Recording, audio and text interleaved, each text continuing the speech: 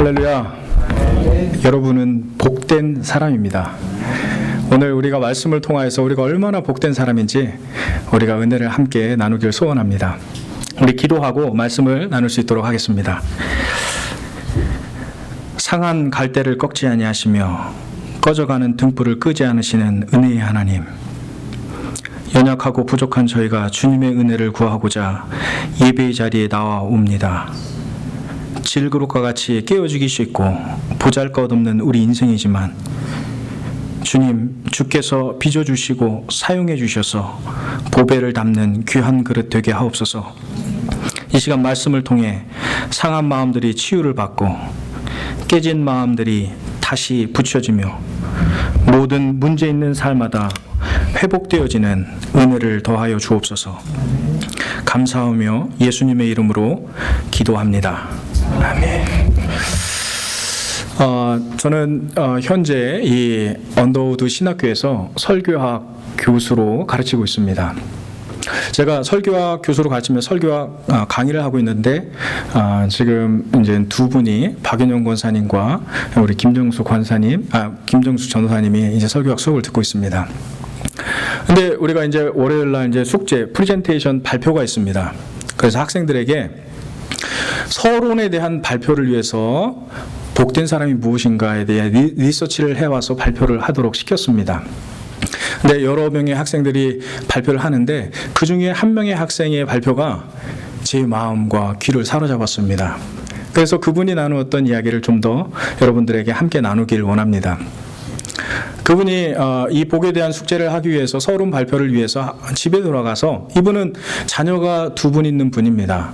그리고 근데 이분이 집에 돌아갔더니 동일하게 이제 친구들이 자기 자녀의 친구들이 집에 모여 있는 것을 발견하게 되었습니다.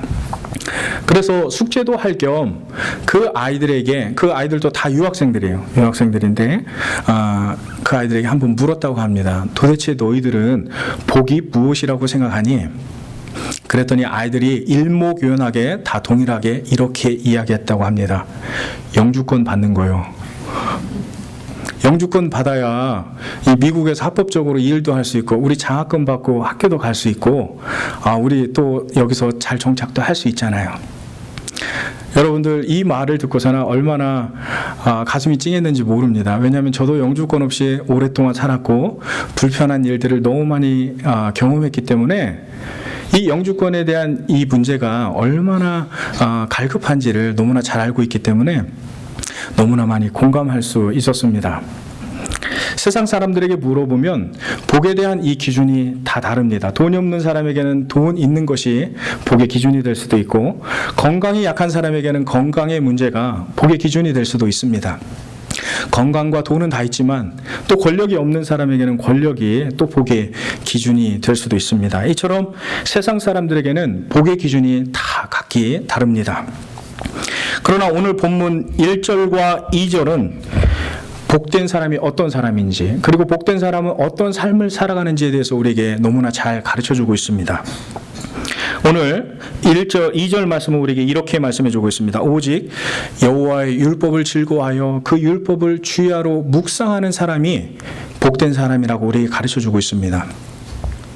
이 말씀을, 율법이라는 말을 오늘날 우리의 말로 바꿔보면 이것은 바로 하나님의 말씀입니다. 그래서 다시 한번 풀어 설명해 보면 이렇습니다. 하나님의 말씀을 주야로 묵상하는 사람이 복된 사람이라는 것입니다. 그런데 저는 이 말씀을 접하게 되면서 한 가지 항상 퀘션을 던지는 부분이 있습니다. 아니, 우리가 어떻게 하나님의 말씀을 주야로 하루 온종일 24시간 동안 말씀만 묵상하면서 살아갈 수 있을 것인가라는 이 질문을 던지게 됩니다. 저희가 자녀가 저에게는 2명 있습니다. 큰아들은 지금 한 7살 된 자녀가 있습니다. 이 7살 된 자녀에게 매일 하루에 저녁에 한 장씩의 한국어 성경을 읽힙니다. 그런데 한국어 성경 여러분들 아무리 쉬운 성경이라고 하더라도 얼마나 어려운지 모릅니다. 그 속에서 어려운 단어들이 많이 나옵니다. 그래서 이 아이가 성경을 읽기 싫어서 한 장 읽으면 한 15분 걸리는데 막 허리를 베베 꼬으면서 막 읽기 싫어합니다. 힘들어합니다. 이렇게 한 장 읽는 것도 너무나 힘든데 어떻게 온종일 하루 24시간 우리가 하나님의 말씀을 묵상하면서 살아갈 수 있을까요? 오늘 시편 기자는 1절에서 두 가지 이유 때문에 우리가 하나님의 말씀을 하루 종일 묵상하는 것이 가능하다라고 오늘 시편 기자는 우리에게 말씀해 주고 있습니다. 저는 오늘 본문 시편 1-2절의 말씀을 통해서 복된 사람이 어떻게 주의 말씀을 주야로 묵상하는 삶을 살아갈 수 있는지 여러분들과 함께 말씀을 나누고자 합니다. 말씀을 주야로 묵상할 수 있는 첫 번째 이유는 척박한 환경 때문에 그렇습니다. 척박한 환경 때문에 그렇습니다. 우리가 1절 말씀 한번 같이 보도록 하겠습니다. 복 있는 사람은 악인들의 꾀를 따르지 아니하며 죄인들의 길에 서지 아니하며 오만한 자들의 자리에 앉지 아니하고 라고 말씀해 주고 있습니다. 1절의 말씀을 좀 더 주의 깊게 우리가 좀 살펴볼 필요가 있습니다. 여기서 1절에서 보면 복된 사람은 단수로 기록되어져 있는데 그런데 악인들은 복수입니다. 죄인들도 복수입니다. 오만한 자들도 복수입니다. 그러니까 한마디로 말해서 이 복된 사람의 주변 가운데는 이 죄를 범하기 쉬운 모든 상황들이 동서남북 사방을 둘러치고 있는 상황이 된 것입니다.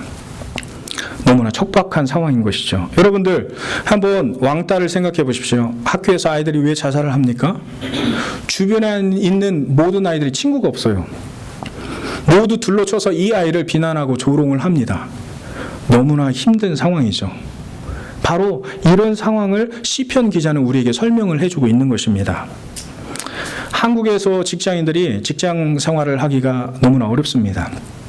특히나 크리스찬 청년 남녀들은 직장 생활하기가 너무 어렵습니다. 왜냐하면 회식 자리가 있으면 1, 2, 3차를 나갑니다. 그래서 1차에는 밥과 술을 같이 먹고 2차에는 노래방에서 다과와 술을 먹고 3차에는 룸사롱에 가서 술을 또 먹습니다. 그러니 이 신앙생활을 온전히 하려고 이 스트러글 하는 사람들에게는 너무나 힘들어요. 그래서 이 사람들이 한 번은 그 자리에 빠지면은 그럼 직장에서 친구들 사이에서 왕따가 되는 거예요. 진급에도 아주 심각한 문제가 발생하는 것입니다. 이처럼 우리 신앙을 위해서 살아가려고 하는 사람, 하나님 말씀대로 따라 살려고 하는 사람들에게는 주변에 둘러쳐 있는 모든 상황들이 얼마나 척박한지 모릅니다. 아마 시편 기자도 주의 말씀을 떠나서 살 수 없는 이런 척박한 상황 가운데 직면해 있었던 것 같습니다. 사랑하는 성도 여러분, 여러분은 언제 하나님의 말씀을 간절히 찾게 됩니까? 여러분들 가정도 편하시고 재정적인 문제도 없고 그다음에 자녀들도 너무나 잘 자라주는 그런 상황 속에서 여러분들 하나님을 더 간절히 찾게 되시나요? 아니면 여러분들 정말로 여러 가지 어려운 상황들에 직면했을 때 하나님을 더 간절히 찾게 되시나요? 한번 제 경우를 살펴보면 저는 어려움에 직면했을 때 하나님을 더 간절히 붙들고 기도하고 하나님을 더 찾는 것 같습니다. 사람은 누구나 동서남북 어디를 둘러보아도 정말로 길이 없다라고 생각될 때 하나님을 더 간절히 찾게 되는 것이죠. 여러분들 이스라엘 백성들은 정말 하나님께서 축복을 내주셔서 애굽에서 나와서 출애굽을 했습니다. 그런데 출애굽을 해왔는데 여전히 애굽 군대가 쫓아오고 있습니다. 그런데 길을 건너가려고 하는데 홍해를 만났습니다. 주변 동서남북 사방을 다 둘러보아도 막혔습니다. 죽을 길뿐이 없습니다. 그때 모세가 어떻게 했습니까? 하늘을 바라보며 하나님께 간구합니다. 길이 없는 곳에 하나님께서 길을 내십니다. 구원의 길을 내주신 것이지요. 이처럼 우리는 척박한 환경을 만나게 될 때 하나님을 더 간절히 찾게 되는 것입니다. 한국 교회 교인 수가 급격하게 줄어들고 있습니다. 어떤 분들은 이렇게 얘기합니다. 원래 버블이기 때문에 지금 버블이 이렇게 꺼져가고 있는 중이기 때문에 교인 수가 줄고 있다라고 이야기하는 분들도 있습니다. 어떤 분들은 현재 한국교회 이단들이 너무 많습니다. 그래서 이 이단들이 가정을 파괴하고 문제를 일으키면서 한국 기독교회가 함께 크레딧을 잃어서 점점점 한국 교인 수가 줄어든다라고 이야기를 합니다. 그러나 저는 그렇게 생각하지 않습니다. 그 원인은 한국 교회가 하나님을 찾는 간절함을 잃었기 때문입니다. 여러분들 한번 잘 생각해 보십시오. 우리가 50년대, 60년대, 70년대, 80년대를 거치면서 우리가 얼마나 하나님 앞에 부르짖었습니까? 우리가 교회에 나가서 하나님 앞에 부르짖으며 기도하며 하나님께 나아갔습니다. 아마 60년, 50년대, 60년대, 70년대를 사셨던 분들은 교회가 집이었고, 교회가 교육의 현장이었고, 교회가 정말로 우리가 먹고 자는 삶의 현장이기도 했습니다. 그래서 우리는 그 교회 앞에 나아가서, 하나님 앞에 나아가서 간절히 부르짖음으로 우리는 은혜 받는 삶을 살았던 것이요. 우리가 비록 가난했지만 우리는 정말로 하나님 앞에 간절히 부르짖는 그 부르짖음이 있었습니다. 그러나 우리가 잘 먹게 되고 잘 살게 되면서 이 간절함을 잃어버리기 시작했습니다. 그리고 하나님을 부르짖는 것도 잃어버리게 된 것이죠. 그러면서 한국 교회가 점점점 급격하게 줄어들고 있게 된 것입니다. 사랑하는 성도 여러분, 하나님을 찾는 여러분들 되시기를 우리 주 예수님의 이름으로 축복합니다. 우리 가정과 교회가 어떻게 복된 인생을 살 수 있을까요? 우리가 매 순간 하나님을 만나야 됩니다. 하나님의 말씀을 통해 하나님을 인격적으로 경험해야 됩니다.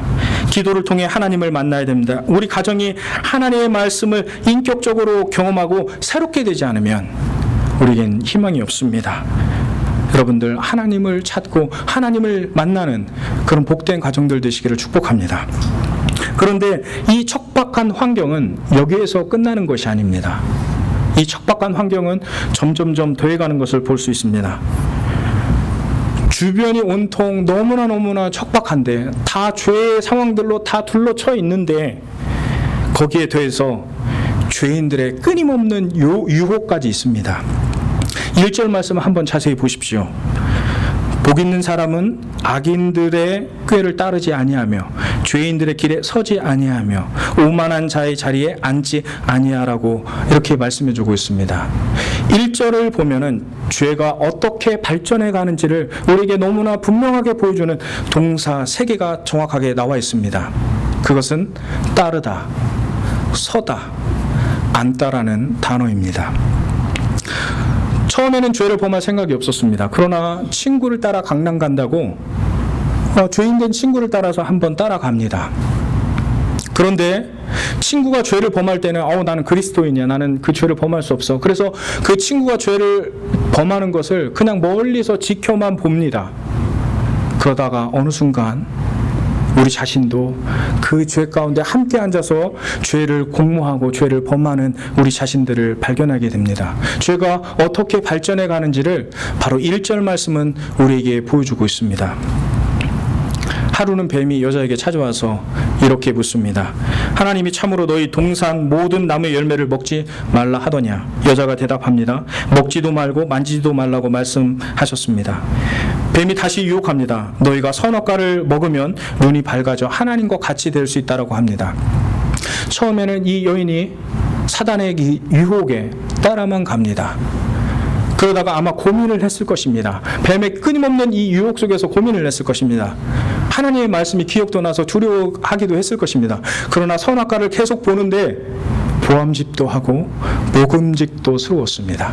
그래서 마침내 이 여인이 그 선악과를 따서 먹고 죄에 함께 동참하는 모습을 우리는 볼 수가 있습니다. 여러분들 어릴 적에 혹시 서리를 해보신 적 있나요? 서리? 네, 저는 시골에 살아서 서리를 해봤습니다. 근데 수박이나 참외나 무나 이런 것들은 서리하기가 그렇게 어렵지 않습니다. 그냥 밭에 지나가면서 이렇게 캐다가 이렇게 먹고 그렇게 합니다. 서리라고 하는 것은 남의 소유를 허락 없이 이렇게 따다가 먹는 것을 서리라고 이야기를 합니다. 그런데 한 번은 친구들이 모여서 야, 우리 한번 인삼설이 하자. 그때가 한 7살 때, 8살 때였던 것 같습니다. 인삼설이를 하죠. 인삼설이. 저는 두도 붓도 못했는데 인삼설이를 하자입니다. 인삼 이게 가격이 꽤 나가거든요. 이건 대단히 위험한 행위 같았습니다. 그래서 여러분들 7살, 8살짜리도 플랜을 세웁니다. 그래서 8살, 7살짜리들이 플랜을 세우고 이제 인삼을 서리하러 갔습니다. 한 5명이 간 거죠. 그래서 인삼밭이 있는데 이 친구들이 그냥 인삼밭으로 막 뛰어드는 거예요. 근데 저는 수박과 이 참외나 이 무서리는 제가 이제 조금 할 수 있었지만 인삼은 제가 도대체 이거 두려워서 할 수가 없는 거예요. 그래서 멀리 서서 지켜보고 있었습니다. 근데 친구들이 막 인삼을 막 캐더니 뿌리가 한 이만해요. 이만한 것을 이렇게 옷에다 쫙 닦더니 먹는데 취임새까지 넣습니다. 이야, 진짜 멋있다. 진짜 멋있다. 취임새까지 넣는 거예요. 그러다 보니까 나도 먹고 싶어졌습니다. 들어갔죠. 들어가서 인삼을 캤죠. 닦아서 먹어보니까 너무 맛있던 거예요. 인삼이 물도 흐르고 굉장히 답니다. 인삼 즉석에서 캐서 먹으면 정말 답니다. 그래서 인삼을 이렇게 캐서 먹었습니다. 아주 맛있게 먹었습니다. 그런데 이 맛있는 인삼을 나 혼자만 먹어서야 되겠는가? 그래서 막 여러 개지를 캐서 이 오소매 있죠? 여기다 인삼을 담아서 집으로 가져갔습니다. 어머님 드리려고. 효도 한번 해보려고 집으로 가져갔습니다. 그날 비 오는 날 먼지 나듯이 맞았습니다. 어머님이 비 오는 날 먼지 나듯이 때리시더니 머리 목덜미를 확 잡아 채키더니 주인한테 끌고 갔습니다. 어떻게 하면 좋냐고. 얘가 이렇게 했다고. 주인이 말합니다. 너 같이 공범한 사람 다 풀어. 그래서 제가 다 풀었습니다. 공범한 사람들 다 풀었습니다. 그래서 같이 끌려와서 혼났습니다. 그래서 그 이후로부터는 어머니께 너무 심하게 혼난 후로는 이제 남이 거 서리하는 것을 너무 두려워합니다. 여러분들, 이처럼은요, 죄는 발전합니다. 처음에는 따라가고 서서 지켜보다가 죄의 자리에 앉아서 죄를 함께 공모를 하게 되는 것이죠. 멤피스에는 아주 유명한 도박장이 있습니다. 카지노, 튜니카가 있습니다. 도박장이 있는데 하루는 이 권사님이 여러분들도 튜니카를 아시지만 튜니카 주변에는 뭐가 발달했죠? 호텔 산업과 먹는 음식 산업이 발달을 했어요. 그래서 하루는 이 권사님 신앙이 참 좋으신 권사님인데 이 권사님이 하루는 친구가 찾아와서 우리 튜니카로 음식 먹으러 가자 이렇게 유혹을 했다고 합니다. 그래서 뭐 음식쯤이야. 그래서 음식을 먹으러 갔다고 합니다. 그래서 음식 먹으러 탁 갔는데 음식을 배부리 먹고 이제 커피 한 잔까지 탁 하니까 이제 한번 땡겨보고도 싶은 마음이 생겼습니다. 그래서 이 권사님 친구분이 먼저 가서 이 동전을 넣고 땡기기 시작했습니다. 근데 나는 크리스찬이라 이런 거 하지 않아. 그래서 친구가 하는 것을 그냥 서서 지켜만 봤습니다. 서서 지켜만 보는데 이 동전을 어느 순간 딱 넣고 땡겼는데 동전이 우르르 막 떨어지는 거예요. 야, 그러니까 나도 한번 땡기면 이렇게 떨어질 수 있겠구나 싶어서 같이 동전을 넣고 땡기셨다라. 그러면서 얼마나 후회했는지 모른다라는 그 이야기를 들었던 적이 있습니다. 이처럼 죄는 발전을 합니다. 따라가고 서서 지켜보다가 함께 죄를 공모하게 되는 것이죠. 죄악된 환경은 우리를 내버려 두지 않습니다. 끊임없이 죄 가운데 우리를 유혹합니다. 그리고 한 발 한 발 들여놓도록 유혹을 합니다. 그리고 마침내 죄를 모의하는 자리에 앉혀놓습니다. 이것이 우리가 사는 바로 척박한 환경입니다. 그렇게 하나님의 말씀 없이는 우리가 한시도 버텨낼 수 없는 것이죠. 그렇게 시편 기자는 말씀을 주야로 묵상하지 않고 이 척박한 환경을 버텨낼 수 없다라고 고백하고 있는 것입니다. 말씀을 떠나서는 죄로부터 자유로울 수 있는 인생이 없는 것이지요. 사랑하는 성도 여러분, 요셉이 어떻게 죄의 유혹 속에서 그 죄의 유혹을 뿌리칠 수 있었습니까? 여러분들, 그 여인이 아마 보디발의 아내는 정말 아리따운 여인이었을 거예요. 권력이 있는 사람의 아내였기 때문에. 근데 이 여인이 끊임없이 동침하자고 요셉에게 이 청혼을 합니다. 근데 요셉이 그때마다 거절합니다. 근데 기회가 왔습니다. 이 여인이 자기 방에 들어가서 이제 아무도 없는 그 방에서 실오라기 하나 걸치고 남자를 유혹하기 시작합니다. 그리고 요셉의 겉옷을 붙들고 사정을 합니다. 똥침하자고. 근데 요셉이 그 겉옷을 벗어 제끼고 그 유혹의 현장을 빠져나갑니다. 여러분들, 요셉이 어떻게 그 유혹을 이겨낼 수 있었을까요? 다른 게 아닙니다. 하나님의 임재가 그 인생 가운데 떠나지 않았습니다. 하나님의 임재가 그의 인생 가운데 머물러 있었기 때문입니다. 그는 주의 임재를 주야로 묵상했을 것입니다. 그렇기 때문에 아무리 강력한 유혹이 왔을지라도 그는 그 유혹을 이겨내고 승리하는 인생을 살 수 있었을 것입니다. 한국교회 목사님들이 요즘 많이 구설수에 오르내리고 있습니다. 돈을 횡령한 목회자, 목사 안수를 조작한 목회자, 성적인 문제로 매스컴에 올라온 목회자, 세습의 문제로 문제가 된 목회자. 그래서 한국교회가 정말 진통을 겪고 있습니다. 근데 여러분들 다 모든 목사님들이 그렇다라고 생각하면 안 됩니다. 여러분들 대부분의 목사님들은 너무나 좋으신 분입니다. 음지에서, 사람이 보지 않는 곳에서 오른손이 한 것을 왼손이 모르게 섬기시는 목사님들이 이 땅 가운데 너무나 많습니다. 그러나 한두 분의 목사님들이 실수하는 실수가 한국교회의 크레딧을 낮추게 된 것이죠. 그래서 요즘에 한국에서는요, 전도하기가 너무너무나 어려워요. 도어투도어 전도를 하는데 사람들이 문을 열어주지 않습니다. 옛날에는 도어투도어 전도를 하면 수고한다고 문 열어주고 음료수까지 따라주고 그랬었는데 요즘에는 절대 문을 열어주지 않습니다. 왜 그럴까요? 한국교회가 힘을 잃어버렸습니다. 왜 힘을 잃어버린 것입니까? 하나님의 말씀을 떠났기 때문입니다. 사랑하는 성도 여러분, 우리가 하나님의 말씀을 떠나서는 우리 그리스도인의 인생 가운데 힘을 잃어버리게 되는 것입니다. 하나님의 말씀이 우리 인생 가운데 들어오고 이 말씀이 우리 인격 가운데 스며들어서 우리 인생이 변화될 때에 우리는 세상을 승리할 수 있는 그리스도인들로 살아갈 수 있는 것이죠. 하나님께서 이런 형식 안에 젖어 있는 우리 그리스도인들을 향해서 뭐라고 책망하고 계십니까? 화 있을진저 너희 바리새인이여, 너희가 박하와 운양과 모든 채소의 11조는 들이되 공의와 하나님께 대한 사랑은 버렸도다. 사랑하는 성도 여러분, 우리가 어떻게 해야 이 척박한 시대 속에서 복된 삶을 살 수 있을까요? 그것은 하나님의 말씀과 동행하는 삶을 사는 것입니다. 말씀과 동행함으로 우리 자신이 하나님의 말씀을 통하여서 회복을 경험해야 됩니다. 우리 가정이 하나님의 말씀을 통하여서 깨어나야 됩니다.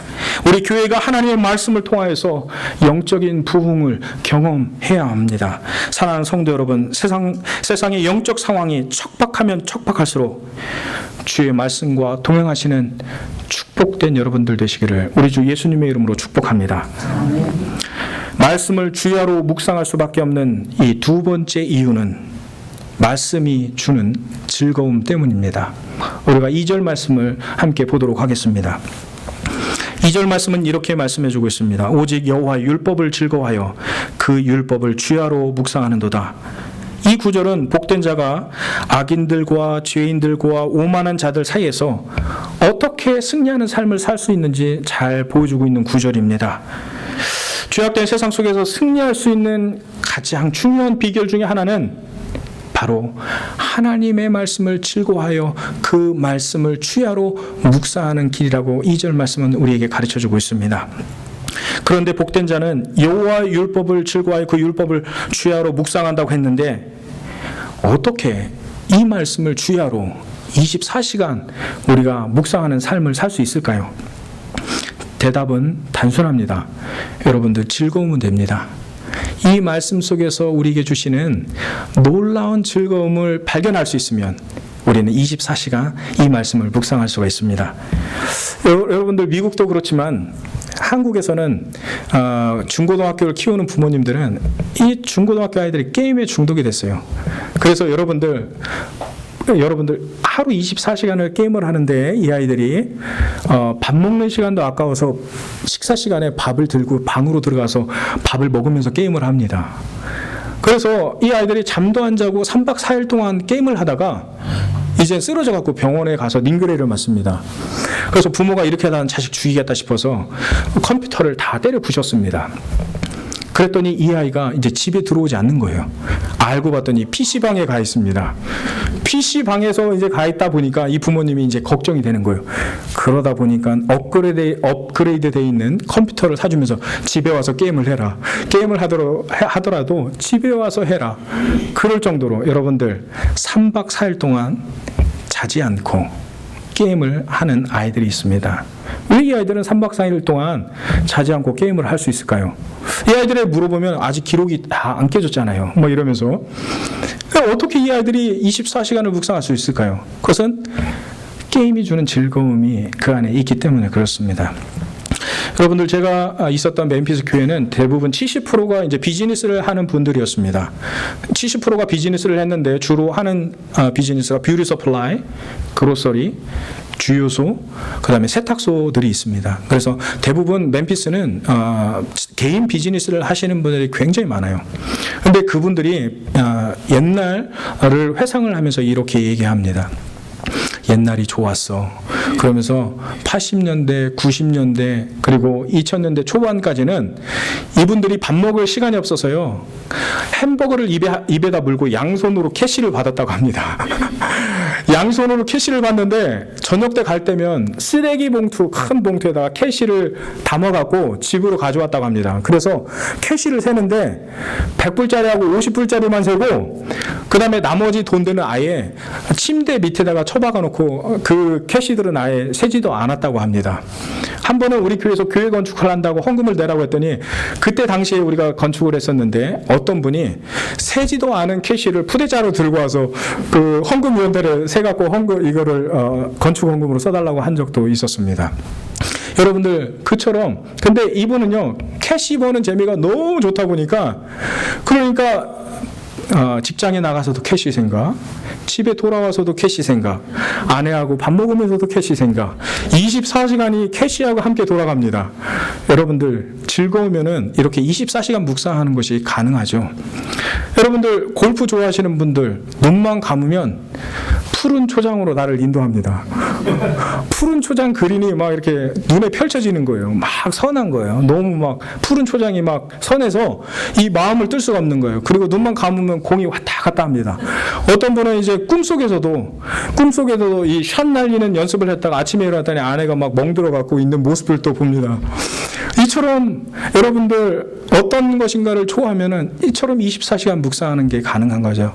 이 세 가지 이야기의 공통점이 뭡니까? 이 세 가지 이야기의 공통점은, 이들은 자신이 하는 것에서 멈출 수 없는 강력한 즐거움을 찾고 있다라는 것입니다. 마찬가지로 시편 기자가 이보다 더 즐거운 즐거움을 말씀에서 시편 기자는 아마 발견했을 것입니다. 2절 말씀에서 즐거워하다라는 이 단어는 하페츠라는 히브리어 단어로 기록되어져 있는데, 이 단어의 의미는 강렬한 열망 혹은 강렬한 즐거움으로 이렇게 번역이 됩니다. 묵상하다라는 히브리어는 하라라는 단어로 쓰여져 있는데, 이 단어의 의미는 말씀을 입에서 넣고 신음하듯이 계속해서 되뇌이는 것을 말씀해주고 있는 것입니다. 복된 자가 죄된 사람들과 어울려 살지 않아도 그에게는 세상이 줄 수 없는 즐거움이 있다라면, 우리는 그 죄의 상황을 이겨내고 우리가 하나님의 말씀대로 살아가는 삶을 살 수 있게 될 것입니다. 여러분들, 우리가 어떻게 종일 하나님의 말씀을 묵상하는 삶을 살 수 있을까요? 하나님의 말씀 가운데 즐거움을 발견하면 됩니다. 여러분들, 소가 되새김질을 합니다. 되새김질을 하는 동물 중에 하나인데, 소는 위가 여러 개 있습니다. 그래서 처음에 음식을 먹으면요, 그러면 그 음식을 씹어서 제1위에다가 그 음식을 저장을 합니다. 그리고 하루에 8시간 동안 무려 8시간 동안 이 음식을 꺼내서 대략 42,000번을 되새김질을 한다고 합니다. 그런 후에 이 음식이 몸 안으로 들어가서 완전히 소화가 되는 것이죠. 이 소가 되새김질을 이렇게 하듯이 우리가 하나님의 말씀을 묵상하면 어떨까요? 우리가 하나님의 말씀을 우리가 꺼내서 하루 종일 암송하고 그 다음에 이 말씀을 꺼내서 되새김질하면 이 말씀이 어떻게 될까요? 우리의 인격 가운데 들어와서 우리의 인격을 변화시키게 될 것입니다. 그것이 우리만 변화시키는 것이 아니라 변화된 우리를 통하여서 하나님께서는 우리 가정과 교회와 이 세상도 변화시키실 것입니다. 이것이 바로 하나님의 위대한 말씀의 능력입니다. 사랑하는 성도 여러분, 하나님의 말씀을 주야로 묵상하고 계십니까? 그리고 그 말씀 속에서 세상이 줄 수 없는 그 놀라운 즐거움을 발견하고 계십니까? 만일 그렇지 않다면 아마도 우리는 하나님의 말씀보다 세상 그 다른 어떤 것을 더 사랑하고 있지 않은지는 우리가 다시 한번 우리 자신을 돌아봐야 될 것입니다. 사랑하는 성도 여러분, 우리가 어떻게 매일 하나님의 말씀을 묵상하는 삶을 살 수 있을까요? 주의 말씀을 암송하는 것입니다. 이스라엘 백성들은 이 말씀을 손목에 붙이고 눈가에 붙이고 미간에 붙여서, 그래서 이 말씀이 그들의 삶 가운데서 떠나지 않도록 그들은 항상 암송하고 이 말씀을 메모라이즈 했습니다. 그래서 그 말씀을 꺼내어서 곱씹고 또 곱씹어서 그 말씀이 그들의 인격 가운데 완전히 스며들 수 있도록 그렇게 이 말씀을 묵상하는 삶을 살았던 것이죠. 마찬가지로 우리가 이 주의 말씀을 그렇게 묵상하면서 살아야 될 것입니다. 우리 교회는 매달 한 권의 성경을 읽어나가고 있습니다. 여러분들 이 성경을 읽을 때 열심히 읽으시길 바랍니다. 그리고 열심히 스터디 하시길 바랍니다.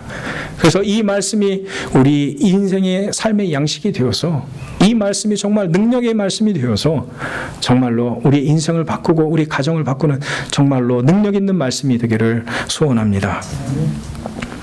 손명희 시인은 태어날 때부터 중증 내성마비 환자였습니다. 내성마비가 된 이유는 그렇습니다. 태어날 때 의사가 태어난 아이의 머리를 집게로 잘못 건드려서 뇌성마비가 된 거예요. 그런데 이 가정이 너무나 어려운 가정이었어요. 손명희 시인의 가정은. 그래서 아버지는 몸도 연약한데 알코올 중독자셨습니다. 그래서 병으로 고생했고, 어머니는 아이에게 먹일 젖이 없어서 그래서 쌀죽을 끓여서 쌀죽을 아이에게 먹였다라고 합니다. 그리고 손명희 시인이 한번 몸을 뒤척이다가 이 고개가 뒤로 제껴지는 날에는 아주 목이 부러질 만한 아주 심한 고통을 느꼈다고 합니다. 그래서 이 손명희 시인의 어머님은 이 손명희 시인을 기도원으로 데리고 가서 안차를 시키거나 수많은 이 한의원에 데리고 가서 아주 대침을 놓아서 엄청난 이 고통스러운 삶을 보냈다라고 합니다. 이가 고통스러운 삶을 보내면서 이제 세상에 대한 희망을 잃어버리기 시작합니다. 세상에 대한 희망을 잃어버리기 시작하면서 그런 생명을 자살하려고 또 여러 번을 시도했다라고 합니다. 그런데 이 손명희 시인의 인생 가운데 하나님께서 찾아와 주셨습니다. 예수 그리스도를 개인의 구조로 영접하게 된 것이지요. 그리고 그 이유 가운데 그는 예수 그리스도를 만난 이후로 하루에 8시간씩 하나님의 말씀을 읽기 시작했습니다. 말씀을 읽다가 은혜가 되면 기도하고, 또 말씀을 읽다가 은혜가 되면 또 기도하고, 자다가 일어나서 또 말씀을 읽다가 또 은혜가 되면 또 기도하고, 이런 삶을 반복했습니다. 근데 하나님께서 말씀을 묵상하는 삶을 사는 이 손명희 시인의 아주 놀라운 탤런트 하나를 드러내기 시작하십니다.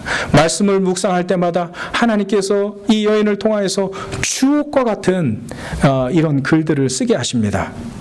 그리고 이 손명희 시인이 인생을 살아가면서 인생의 가장 어려운 순간, 인생의 주변을 둘러보아도 아무런 희망이 없다라고 느껴지는 그런 순간에 하나님께서는 손명희 시인으로부터 이런 시를 기록하도록 합니다.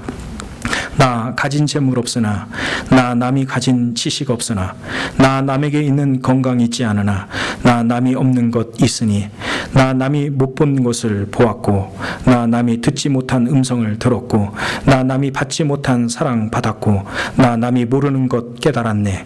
공평하신 하나님이 나 남이 가진 것 나 없지만, 공평하신 하나님이 나 남이 없는 것 갖게 하셨네. 사랑하는 성도 여러분, 우리가 왜 주의 말씀을 주야로 묵상해야 됩니까? 우리가 사는 세상이 너무나 척박합니다. 우리가 하나님의 말씀을 떠나서는 우리가 죄의 유혹을 이겨낼 수 없기 때문에 우리는 주야로 하나님의 말씀을 묵상해야 됩니다. 사랑하는 성도 여러분, 우리가 왜 하나님의 말씀을 주야로 묵상해야 됩니까?